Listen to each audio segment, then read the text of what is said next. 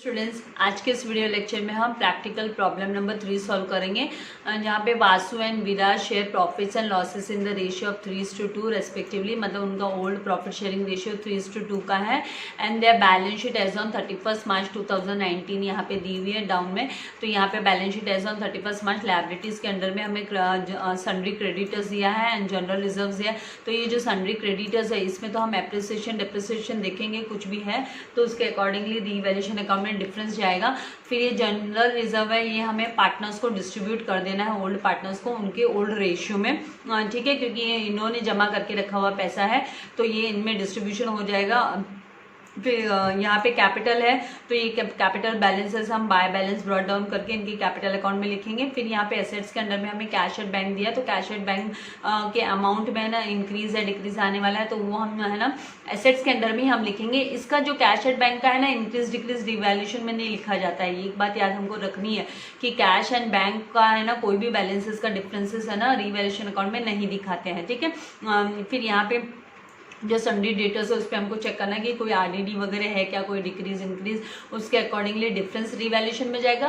और बाकी है ना जो नेट अमाउंट है ना एसेट्स के अंडर में दिखाई देगा। देन स्टॉक में भी वही इंक्रीज डिक्रीज हमें चेक करना है और उसका डिफरेंस हमें रिवैल्यूएशन में दिखाना है, और बाकी स्टॉक को हमें एसेट्स के अंडर में नेट अमाउंट दिखाना है। फिर इन्वेस्टमेंट में भी वही करना है कि उसमें इंक्रीज डिक्रीज कुछ है तो हमें उसका जो नेट अमाउंट है वो तो एसेट में दिखाना है, और जो डिफरेंस होता है वो रिवैल्यूएशन अकाउंट में हम दिखाते हैं।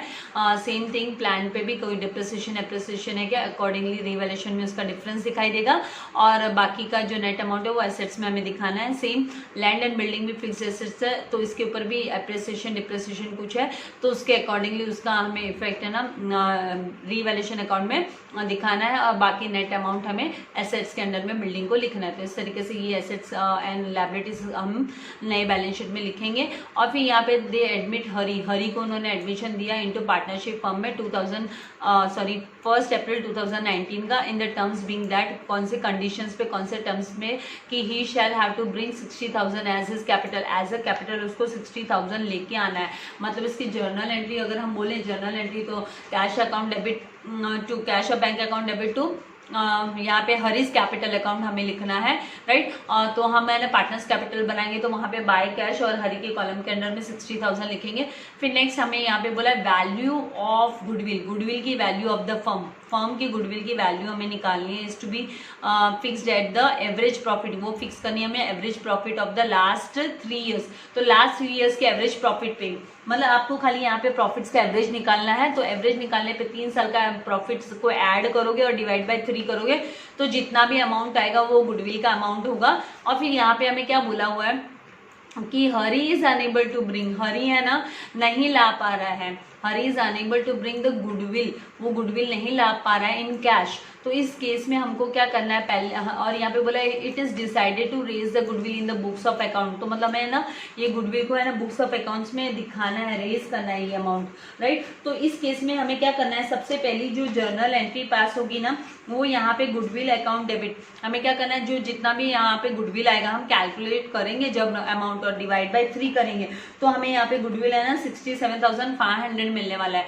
तो जो 67,500 है उनको हमें ना ओल्ड पार्टनर्स को उनके ओल्ड रेशियो में हम डिस्ट्रीब्यूट कर देंगे, और उनके कैपिटल अकाउंट के क्रेडिट साइड में बाय गुडविल करके दिखाई देगा उनके कॉलम्स के अंडर में। और उसके बाद में जो अमाउंट गुडविल का 67,500 आएगा मैं कैलकुलेशन करूंगी तो मैं आपको दिखाने ही वाली हूँ। तो वो अमाउंट को हमें ना बैलेंस शीट में भी एसेट्स के अंडर में लिखना कंपलसरी है। तो इस तरीके से जब भी आपको याद रखना है, जब भी नया पार्टनर आता है बिजनेस में और वो है ना गुडविल नहीं लाता है, he doesn't bring any goodwill in cash, cash में कोई भी रोकड़ा वो गुडविल नहीं लेके आता है, रोकड़ा नहीं लेके आता है वो गुडविल का। तो उस केस में है ना अगर आपको बोला कि it is raised in the books of the firm, अगर आपको बोल दिया कि वो बुक्स ऑफ द फर्म में रेज्ड होना चाहिए तो उस केस में आपको क्या करना है कि ओल्ड पार्टनर्स को हम गुडविल डिस्ट्रीब्यूट कर देंगे उनके ओल्ड रेशियो में, ठीक है, उनके ओल्ड रेशियो में डिस्ट्रीब्यूट कर देंगे, और इस गुडविल के अमाउंट को हमें ना एसेट्स के अंडर में भी हम दिखाएंगे। तो मतलब अब है ना ये गुडविल जब हम बैलेंस शीट बनाएंगे तो 67,500 में कैलकुलेशन करूंगी तो आपको पता चल जाएगा कि ये सबका सम अप करने के बाद में डिवाइड बाय 3 करोगे तो 67,500 आता है। तो वो 67,500 है ना हमको एसेट्स के अंडर में भी गुडविल करके दिखाना है। तो यहाँ पे goodwill will appear in the books of account, goodwill दिखाई देगा बुक्स ऑफ अकाउंट्स में। और फिर यहाँ पे थर्ड यहाँ पे आपको रिजर्व फॉर डाउटफुल डेब्ट्स बोला है इज टू बी क्रिएटेड। तो मतलब आपका डिटेल्स है ना 1,500 से डिक्रीज होगा। तो यहाँ पे 66,750 में से हमको 1,500 करना है। अभी जो नेट अमाउंट होगा 65,250 का वो आउटर कॉलम में जाएगा। और 1,500 का इफेक्ट हमें ना रीवैल्यूएशन अकाउंट के डेबिट साइड में दिखाना है, बिकॉज ये आरडीडी है करके हमको ये एक तरीके से फॉल हो गया, एसेट्स में डिक्रीज हो गया, राइट, अमाउंट में डिक्रीज हो गया। इसलिए डिक्रीज होता है जब भी एसेट्स डिक्रीज होते हैं तो हम रीवैल्यूएशन अकाउंट के डेबिट साइड में दिखाते हैं। फिर नेक्स्ट यहाँ पे हमें बोला closing stock is to be valued at 22,500। तो ये आपको क्लोजिंग स्टॉक को है ना 22,500 लेने बोला है। आपकी बुक वैल्यू में क्लोजिंग स्टॉक यहाँ पे आपको 25,500 दिखाई दे रहा है। और यहाँ पे आपको बोला कि 22,500 उसकी वैल्यू रीवैल्यूड अमाउंट बोला है 22,500। तो ये जो 25,500 माइनस 22,500 करोगे तो 3,000 का डिफरेंस आता है। तो ये जो 3,000 का डिफरेंस आता है फॉल हुआ, एसेट्स के प्राइस में फॉल हुआ, राइट, स्टॉक की वैल्यू में फॉल हुआ, फॉल इन प्राइस हुआ। तो आपको क्या करना है, रीवैल्यूएशन अकाउंट के डेबिट साइड में 3,000 का इफेक्ट दिखाना है टू स्टॉक का अकाउंट करके। और यहाँ पे 25,500 में से माइनस 3,000 और आउटर कॉलम में आपका 22,500 दिखाई देगा। तो आपको ये 3,000 कैसे पता चला, आपको है ना पुराना जो वैल्यू दिया हुआ, बुक वैल्यू दी हुई, उसमें से आपको नई वाली वैल्यू को माइनस करना है। तो ऑटोमेटिकली आपको पता चल गया कि डिफरेंस 3,000 का आ रहा है, मतलब यहाँ पे स्टॉक के प्राइस में 3,000 का फॉल आया है, राइट। तो इस तरीके से आपको इसका इफेक्ट दिखाना है। फिर यहाँ पे प्लांट एंड बिल्डिंग, तो मतलब प्लांट पे भी डिप्रिसिएशन, यहाँ पे डिप्रिसिएशन बोला है डिप्रिसिएटेड बाय 5%। तो प्लांट पे भी 5% का डिप्रिसिएशन कैलकुलेट करना है और बिल्डिंग पे भी 5% का डिप्रिसिएशन कैलकुलेट करना है। तो यहाँ पे जो प्लांट दिया है तो प्लांट पे 90,000 पे आप 5% कैलकुलेट करोगे तो आपको 4,500 आने वाला है। तो 4,500 आपको प्लांट के अमाउंट में से माइनस करना है। तो 85,500 आपका आउटर कॉलम में चला जाएगा। और फिर जो 4,500 डेप्रिसिएशन है वो आपको है ना रीवैल्यूएशन अकाउंट के डेबिट साइड में भी आपको शो करना है 4,500, ठीक है। तो इस तरीके से यहाँ पे, और फिर बाद में बिल्डिंग पे भी 5% आपको डेप्रिसिएशन कैलकुलेट करने बोला। तो यहाँ पे बिल्डिंग 36,000 दिया हुआ है, तो 36,000 पे जब आप 5% कैलकुलेट करोगे तो 1,800 आएगा। तो 1,800 आपको 36,000 से माइनस करना है डेप्रिसिएशन करके, प्लस 1,800 का इफेक्ट आपको रीवैल्यूएशन अकाउंट में भी दिखाना है। तो इस तरीके से जब सारी ये ट्रांजेक्शन्स हो जाने के बाद में यहाँ पे आपको बोला भी कि prepare profit and loss adjustment account, मतलब आपका रीवैल्यूएशन अकाउंट मतलब profit and loss adjustment account के अंडर में आप सारे है ना decrease in amount and increase जो भी है यहाँ पे सारे डिक्रीज के ही हमको दिखाई दे रहा है। इसका मतलब स्ट्रेट अवे यहाँ पे लॉस होने वाला है, प्रॉफिट एंड लॉस एडजस्टमेंट का लॉस यहाँ पे क्रिएट होने वाला है। और वो बाद में उस लॉस को हम डिस्ट्रीब्यूट कर देंगे पार्टनर्स को, ओल्ड पार्टनर्स को, उनके ओल्ड प्रॉफिट शेयरिंग रेशियो में, ठीक है। और फिर उसके बाद में पार्टनर्स कैपिटल अकाउंट को क्लोज करने के बाद में हम बैलेंस शीट में कैपिटल के बैलेंसेस ट्रांसफर करेंगे और फिर हम बैलेंस शीट टैली करेंगे। तो एक बार सारे अमाउंट सब ट्रांसफर करने के बाद बैलेंस शीट टैली हो गई, मतलब आपका सम करेक्ट हो गया। तो इस तरीके से ये सारा जो है हमें यहाँ पे फिर क्या क्या बनाना है, हमें यहाँ पे profit and loss adjustment account बनाना है, यहाँ पे कैपिटल अकाउंट प्रिपेयर करना है and balance sheet of the firm prepare करना है। तो मैंने फॉर्मेट रेडी रखा है, तो 1 बाय 1 हम लायबिलिटी साइड से एंटर करना स्टार्ट करते हैं अमाउंट्स को। सबसे पहले सन्ड्री क्रेडिटर्स दिया है और हमने जैसे टर्म्स को रीड किया तो उस पर कोई एडजस्टमेंट भी नहीं है। तो यहाँ पे हम कैपिटल अकाउंट्स लिखने के बाद में पार्टनर्स के नेम्स लिख देते हैं, वासु, विराज एंड हरी का नाम लिखने के बाद में हम क्या करेंगे, नेक्स्ट हम यहाँ पे सन्ड्री क्रेडिटर्स को एंड आउटर कॉलम में रिकॉर्ड कर देंगे क्योंकि यहाँ पे कोई इंक्रीज डिक्रीज नहीं है, राइट। तो 45,000 को हम आउटर कॉलम में दिखा देते हैं इस तरीके से 45,000, ठीक है। फिर उसके बाद में जो नेक्स्ट है हमारे पास जनरल रिजर्व है। तो जनरल रिजर्व को हमें डिस्ट्रीब्यूट करना है एंड यहाँ पे हम क्या करेंगे, टॉप में तो हम बैलेंसेस आएंगे पार्टनर के, बाय बैलेंस ब्रॉट डाउन आने वाला है, कैपिटल का बैलेंस यहाँ पे है ना लायबिलिटीज़ के अंडर में ही दिया हुआ है और यहाँ पे बाय जनरल रिजर्व ये हमें डिस्ट्रीब्यूट करना है अमाउंट। तो इसका हम वर्किंग नोट इसकी मैं आपको दिखा देती हूँ, ये बैलेंस ब्रॉट डाउन लिख लेते हैं पहले। 1,08,000 जो दिया हुआ है वासु का, तो 1,08,000 कैपिटल बैलेंस है, और विराज का 72,000 है, तो यहाँ पे 72,000 इस तरीके से रिकॉर्ड कर लेते हैं। फिर इसके बाद में मैं आपको वर्किंग नोट दिखा देती हूँ कि जनरल रिजर्व को आप कैसे डिस्ट्रीब्यूट करोगे और इनका रेशियो क्या है, राइट। तो यहाँ पे हम इनका 3:2 का रेशियो, इनका जो ओल्ड रेशियो है वो, तो यहाँ पे वर्किंग नोट में सबसे फर्स्ट हम जनरल रिजर्व का वर्किंग नोट कर रहे हैं, और 3:2 के रेशियो में हम डिस्ट्रीब्यूट करने वाले हैं। तो जो जनरल रिजर्व का अमाउंट है वो 30,000 है, तो 30,000 को आप मल्टीप्लाई बाय 3/5 करोगे तो आपको किसका मिल जाने वाला है, वासु का।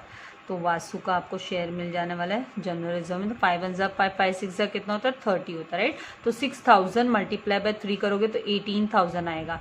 जब 18,000 वासु का है तो आप बोल सकते हो कि विराज का कितना हुआ, फिर 12,000 हुआ, क्योंकि 30,000 माइनस 18,000 भी आप करते हो तो आपको पता चल जाएगा कि यहाँ पे 12,000 विराज का है। तो इस तरीके से 18,000 एंड 12,000 आप क्या करोगे, रिकॉर्ड कर लोगे।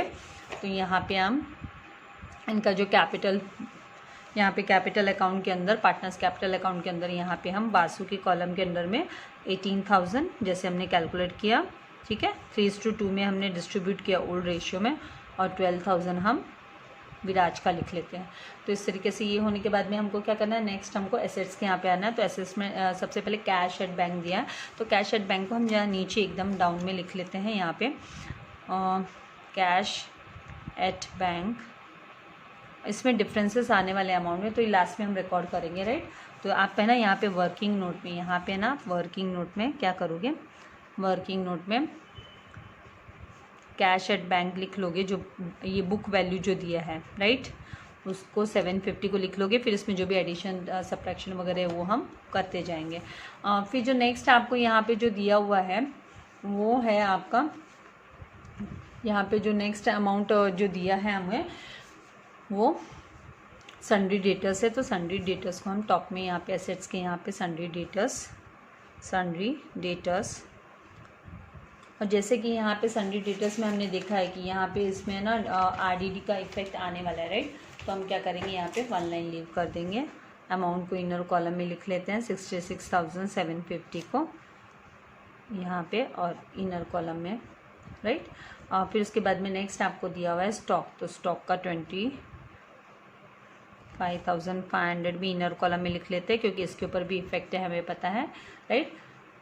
देन 1 लाइन लीव करते हैं। फिर उसके बाद में नेक्स्ट दिया हुआ है इन्वेस्टमेंट पे कोई भी एडजस्टमेंट नहीं है, इसलिए आप डायरेक्ट आउटर कॉलम में 36,000 ऐसे रिकॉर्ड कर लोगे, 36,000 आउटर कॉलम में। फिर जो नेक्स्ट आपको दिया है प्लांट, तो प्लांट के ऊपर यहाँ पे एडजस्टमेंट है 90,000, आप फिर क्या करोगे, इनर कॉलम में लिखोगे 90,000 ऐसे इनर कॉलम में लिख लेंगे।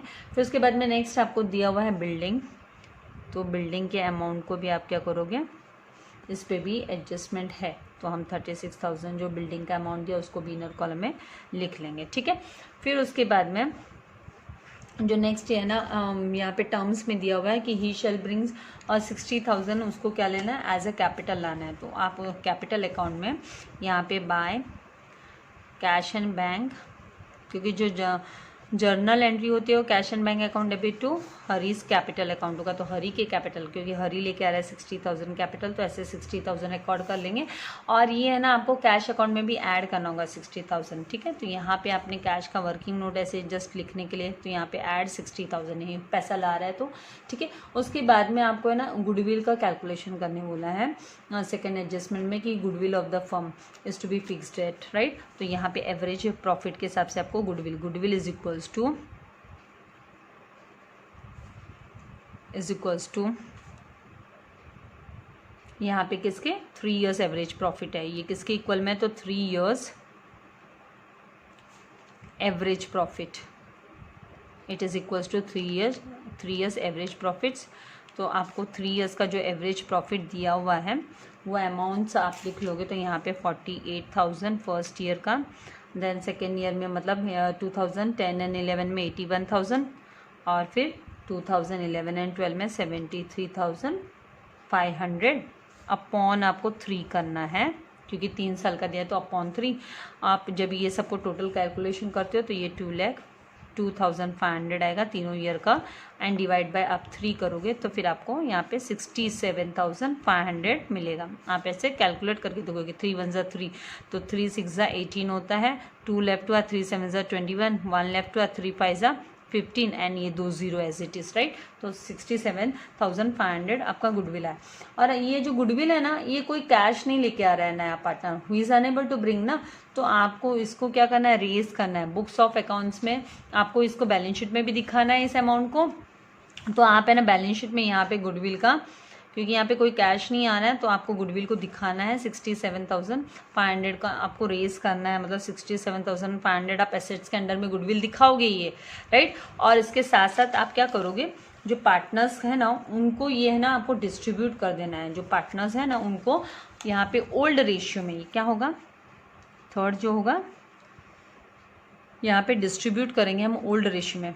यहाँ पे क्या करेंगे, इनको डिस्ट्रीब्यूट करने वाले हैं हम पार्टनर्स को। Goodwill raised in the books of the firm, तो ओल्ड रेशियो में हमें से क्या करना है, पार्टनर्स को डिस्ट्रीब्यूट कर देना है। तो यहाँ पे गुडविल अकाउंट डेबिट जो आपकी एंट्री होने वाली है, जर्नल एंट्री में जस्ट दिखा देती हूँ। 2 यहाँ पे आपको वासुस कैपिटल अकाउंट एंड 2 यहाँ पे विराज कैपिटल अकाउंट। तो इन दोनों ओल्ड पार्टनर को है ना कि कैपिटल अकाउंट्स में हमको इनको दिखा देना है। एंड ओल्ड रेशियो आपको यूज़ करना है, कौन सा रेशियो, ओल्ड रेशियो। और इसके लिए आप एक जस्ट है ना नोट करके लिख लोगे कि ये कब होता है, इन केस अगर गुडविल क्या होता है, इन सच ए केस, जब है ना क्या होता है, गुडविल को रेज करने बोला है एंड नया पार्टनर नहीं लाता है, तो व्हेन, तो यहाँ पे आप लिख लोगे व्हेन द न्यू पार्टनर, ये ताकि आपको ये पता चल जाए, थोड़ा सा अलग हो गया ना आपके लिए। New partner does not bring goodwill in cash और काइंड, कोई भी चीज़ तरीके से गुडविल नहीं लाता है, and it is raised in the books of the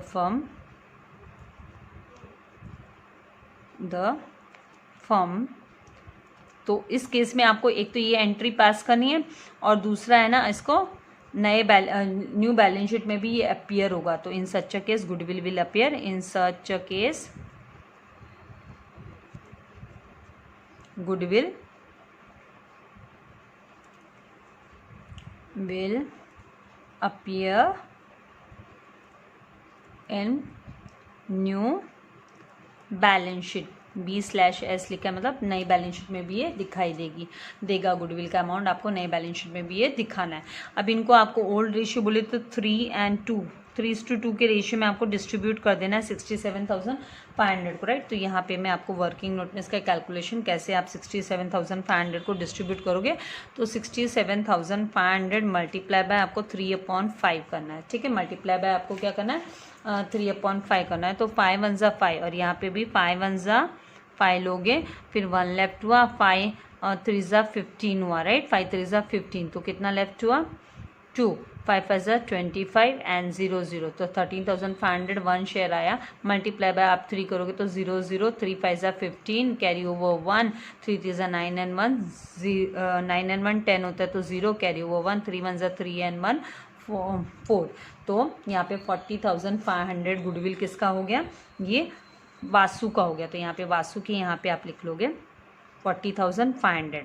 अब आप क्या करोगे, ये 1 पार्ट 13,500 है ना, ये वासु का गुडविल का शेयर था, वासु। एंड विराज का क्या होगा, फिर विराज का आप चाहिए तो 13,500 मल्टीप्लाई बाय आप 2 कर दो, क्योंकि 1/5 पार्ट तो ना आपने निकाल दिया ना, तो मल्टीप्लाई बाय जब आप 2 करोगे तो यहाँ पे आपको 27,000 आएगा। देखो ना, 2 0 एज इट इज लिख दो, फिर 5 2 ज़ा 10 का 0 कैरी ओवर 1 किया, 2 3 ज़ा 6 and 1 7 एंड 2 1 ज़ा 2। तो इस तरीके से ये जो 27,000 आप मल्टीप्लाई करने पे, मतलब इस तरीके से मल्टीप्लाई करोगे तो 27,000 आ जाएगा। तो यहाँ पे आप 27,000 और ये 67,500। तो इसको आपको कहाँ दिखाना है, बाय गुडविल करके, इनकी कैपिटल्स के यहाँ पे बाय गुडविल, जो पार्टनर्स का कैपिटल अकाउंट बनाया है, तो by as well as books of account में, मतलब एसेट्स के अंडर में आपका गुडविल दिखना चाहिए। ठीक है, ये कब होता है? जब नया पार्टनर कोई भी गुडविल कैश में लेके नहीं आता है और वो गुडविल रेज किया जाता है फॉर्म में रेस करने बोला जाता है, तो उस टाइम पे हमको इस तरीके से आपको दिखाना है। तो 40,500 एंड 27,000 आपने लिख लिया।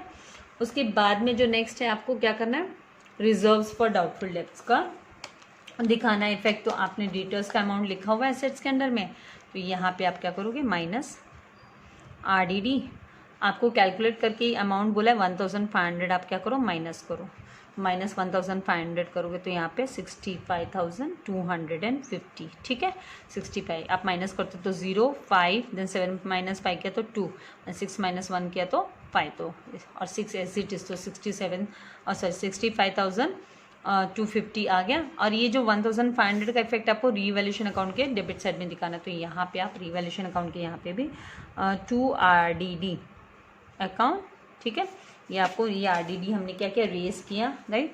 तो 1,500 मतलब प्रोविजन हमने कैलकुलेट किया, तो 1,500 लिखा आपने। उसके बाद में आप क्या करेंगे, यहाँ पे आपको जो दिया हुआ है वो है नेक्स्ट क्लोजिंग स्टॉक रिलेटेड। तो आप क्लोजिंग स्टॉक के यहाँ पे कितना अमाउंट दिया, 22,500 बोला था। आउटर कॉलम में 22,500 होगा और इन दोनों का जो डिफरेंस होगा वो 3,000 का है, तो आप यहाँ पे 3,000 लिखोगे इस तरीके से।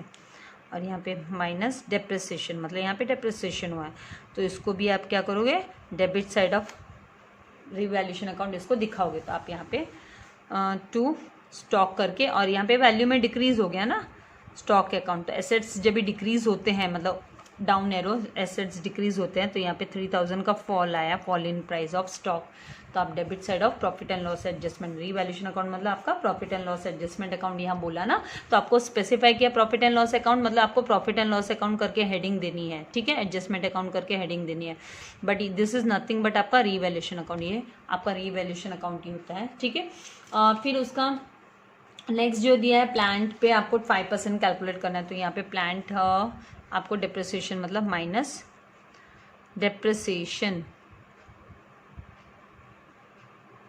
आपको 5%, तो 90,000 का 5%, तो आप यहाँ फोर्थ आपका प्लांट और ब्रैकेट में लिख लो depreciation at the rate of 5%, तो 90,000 मल्टीप्लाई बाय आप 5/100 करोगे, तो यहाँ पे 2 0 कैंसल्ड विद दिस 2 zeros। अभी आप मल्टीप्लाई करोगे तो 2 zeros एज इट इज लिखो, और 9 5 से कितना होता है 45, तो 4500 आ गया। अभी आप प्लांट में से 4500 माइनस करोगे, तो 4,500 आपने प्लांट में से माइनस करेंगे तो 005 बोरो करना पड़ेगा यहाँ से, यहाँ पे गए, यहाँ पे 8 हो गया, ये 9 हो गया, और ये 10, 10 माइनस 5 किया तो 5 हुआ, अभी 9 माइनस 4 किया तो 5 एंड 8, तो 85,500 और इसका जो नेट बैलेंस। और ये 4,500 आपको डेप्रिसिएशन प्लान का दिखाना है profit and loss adjustment account के डेबिट साइड में। तो यहाँ पे आप 2 प्लांट लिखोगे, यहाँ पे फॉल इन प्राइस हुआ ना, प्राइस गिर गए, राइट, तो 4,500 इधर इस तरीके से आपको रिकॉर्ड करना है। उसके बाद में जो नेक्स्ट आपको बिल्डिंग पे भी 5% डेप्रिसिएशन कैलकुलेट करने बोला है, तो यहाँ पे आप माइनस डेप्रिसिएशन और 36,000 पे जब भी आप फिफ्थ आपका जो एडजस्टमेंट है डेप्रिसिएशन ऑन बिल्डिंग BLDG लिख देती हूँ मैं, एट द रेट ऑफ 5% है, तो आपको 36,000 मल्टीप्लाई बाय 5/100 करना है। तो this 2 zeros got cancel with this 2 zeros, तो यहाँ पे 0 5 6 30 का 0 कैरी ओवर 3 5 3 15 एंड 3 कितना होता है 18, तो 1800, तो यहाँ से 1800 आप माइनस करेंगे बिल्डिंग के यहाँ से, तो 0 0 पॉसिबल नहीं, यहाँ पे 5 हो गया, यहाँ पे 10 10 माइनस 8 किया तो 2, और 5 माइनस 1 किया तो 4, और ये 3, तो 34,200 यहाँ पे 34,200, और ये 1,800 आपको इसका प्रॉफिट एंड लॉस एडजस्टमेंट में भी दिखाना है। तो 2 बिल्डिंग करके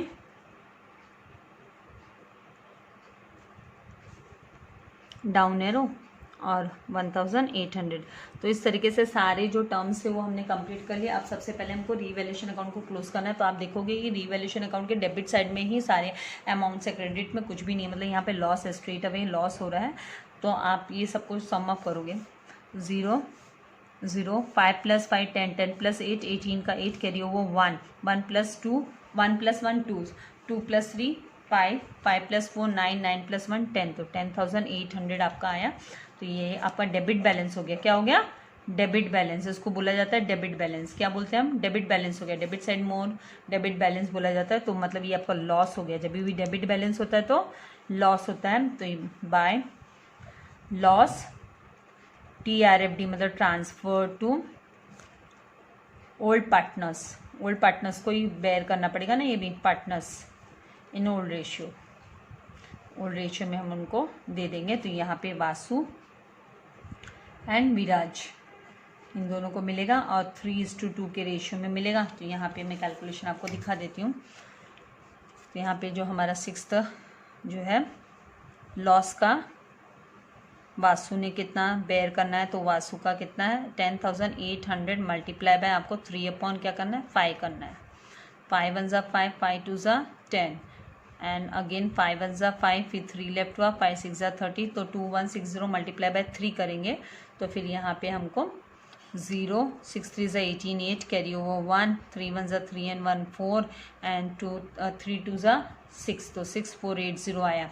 अब आपको चाहिए तो आप 10,800 से 6480 माइनस कर सकते हो, नहीं तो आप क्या कर सकते हो विराज का फाइंड आउट करने के लिए आपको क्या करना है 2160 मल्टीप्लाई बाय 2 करोगे तो 4320 आ जाएगा। तो इस तरीके से इनका लॉस हो गया। तो आप यहाँ पे लिखोगे वासु का जो लॉस है वो कितना हुआ 6480 एंड विराज का 4320। अब ये पार्टनर्स कैपिटल में आप ट्रांसफर कर दोगे। तो ये लॉस है ना, तो ये आपको डेबिट साइड में लिखना होगा। कहाँ पे लिखना होगा? आप डेबिट साइड में। ये देखो यहाँ पे क्रेडिट है ना, तो क्रेडिट से क्रॉस में जाता है इफेक्ट, राइट। नेक्स्ट इसमें आप ट्रांसफर करते हो तो यहाँ पे क्रॉस में जाता है। तो यहाँ पे आप 2 profit and loss adjustment account लिखोगे। Profit and loss adjustment account और ब्रैकेट में यहाँ पे लिख लो लॉस। तो आपको पता चल जाएगा कि डेबिट साइड में लॉस कहाँ लिखते हैं हम? डेबिट साइड में लिखते हैं। तो ये आपको माइंड में भी रहेगा कि पार्टनर्स कैपिटल में लॉस डेबिट साइड में दिखाई देता है। कुछ टेकन ओवर किया तो डेबिट साइड में दिखाई देता है। अगर कुछ विड्रॉवल किया, ड्रॉइंग्स किया तो डेबिट साइड में। यही तो रूल पार्टनरशिप फाइनल अकाउंट में भी है, राइट। तो इसमें कुछ नया तो कुछ है नहीं। इसके बाद आपको क्या करना है पार्टनर्स कैपिटल अकाउंट को क्लोज करना है। तो यहाँ पे आप इसको क्लोज करोगे क्योंकि क्रेडिट साइड का बैलेंस ही ज़्यादा है। तो क्रेडिट साइड के पहले टोटल कर लोगे तो यहाँ पे 0 0 और 5 8 8 कितना होता है 16, 8 + 8 16 का 6 कैरी वो 1 किया, 1 + 1 2 2 + 4 6 हुआ एंड 1 एज इट इज़। तो 1,66,500। यहाँ पे आप 0 0 0 और 2 + 2 4 4 + 7 कितना होता है 11 11 का 1 कैरी ओवर आपने 1 किया, 1 + 7 8 8 + 1 9 9 + 2 11। तो यहाँ पे 11 लिखोगे तो 1,11,000। फिर ये 60,000 एज इट इज़ आपका, क्योंकि इसने तो अभी जस्ट 60,000 ही हुआ इसका। तो ये 60,000। अब ये सारे बैलेंसेस आप क्या करोगे, ये टोटल जो है वो आप डेबिट साइड में भी टोटल कॉलम के यहाँ पे पैरेलल साइड में लिख लोगे। यहाँ पे आप 1,66,500 and 1,11,000 and 60,000। Profit and loss adjustment का हमने लॉस का अमाउंट नहीं लिखा है। तो यहाँ पे हमको क्या लिखना है, पहले अमाउंट लिखना है। तो यहाँ पे 6480 और यहाँ पे कितना होगा और 4320। तो इस तरीके से अमाउंट भी लिख लेना। अब क्या करना है, आपका बैलेंसिंग फिगर आएगा, कैपिटल बैलेंस आएगा। तो टू बैलेंस कैरी डाउन लिखना है आपको। बाद में ये हम एसेट्स यहाँ पे लाइबिलिटीज़ में दिखाएंगे। यहाँ का तो बैलेंस हो जाएगा 60, क्योंकि यहाँ से कुछ माइनस नहीं है। तो यहाँ पे 60,000। अभी यहाँ से आप माइनस करोगे तो यहाँ पे 0, यहाँ पे आपको बोरो करना पड़ेगा। यहाँ पे हो जाएगा 0, ये हो जाएगा आपका 9। तो मतलब आप बोरो करके आप माइनस करोगे तो फिर यहाँ पे आपको 8 एंड यहाँ पे 6। मैं कैलकुलेशन नहीं दिखा रही हूँ, अभी ये आप करना 601। तो 1,06,080 और ये जो बैलेंस है ये यहाँ पे आपका बैलेंसिंग फिगर जो आएगा वो 1,60,020 आएगा। तो इस तरीके से आपको माइनस करके देख लेना है।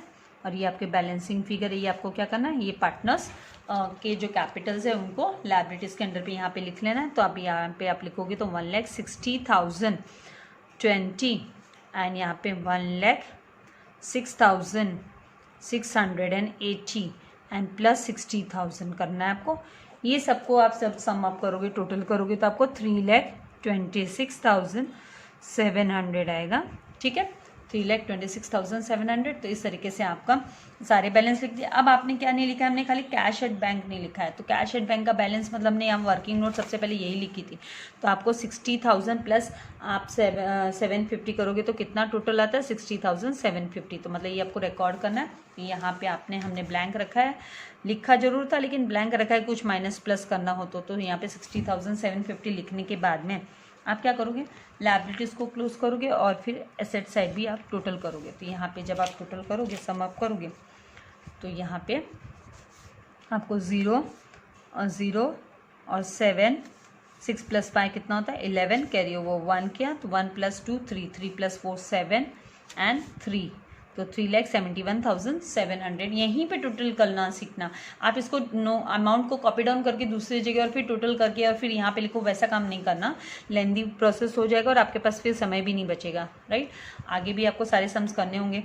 तो यहाँ पे 0, फिर यहाँ पे 5 प्लस 5 कितना होता है 10, कैरी ओवर 1, 1 प्लस 2 3, 3 प्लस 5 कितना होता है 8, 8 प्लस 5 कितना आएगा 13, right. 13 plus 2 15, 13 plus 2 15, 15 plus 5 20, 20 plus 7 27 का 7, कैरी ओवर 2 किया, 2 प्लस 5 कितना होता है 7, 7 प्लस 2 9 और 9 प्लस 6 कितना होता है 15, 15 प्लस 5 कितना आएगा 20, 20 प्लस 4 कितना आएगा 24, 24 प्लस 7 करेंगे तो 31। तो यहाँ पे 1 कैरी ओवर 3, 3 प्लस 6 9, 9 प्लस 2 कितना होता है 11, 11 प्लस 3 कितना आएगा 14, 14 प्लस 8 करेंगे तो 22, 22 प्लस 3 25, 25 प्लस 6 31, 31 प्लस 6 37। तो इस तरीके से 37। तो यहाँ पे आपकी बैलेंस शीट टैली होगी 3,71,700 एसेट साइड में भी और आपके लायबिलिटी साइड में भी 3,71,700। तो इस तरीके से आपका ये सम हमने इस वीडियो में कवर अप किया, practical problem number 3। Next video में मैं प्रैक्टिकल प्रॉब्लम नंबर 4 लेके आऊँगी। अगर इससे रिलेटेड आपको कोई भी डाउट हो तो आप मुझे कमेंट बॉक्स में लिख सकते हो। अगर अभी तक आपने मेरे चैनल को सब्सक्राइब नहीं किया तो प्लीज़ सब्सक्राइब कीजिए, अपने फ्रेंड्स के साथ ज़रूर शेयर कीजिएगा। सेल्फिश नहीं होना है। इस लॉकडाउन पीरियड में सबको प्रॉब्लम फेस हो रही है सिलेबस को लेकर, राइट। तो आपको सबके साथ शेयर करना है, मैक्सिमम आपको फॉरवर्ड करते रहना है इसके चैनल लिंक को, और वीडियो को लाइक करना मत भूलिएगा। Thank you very much. God bless you all dear students.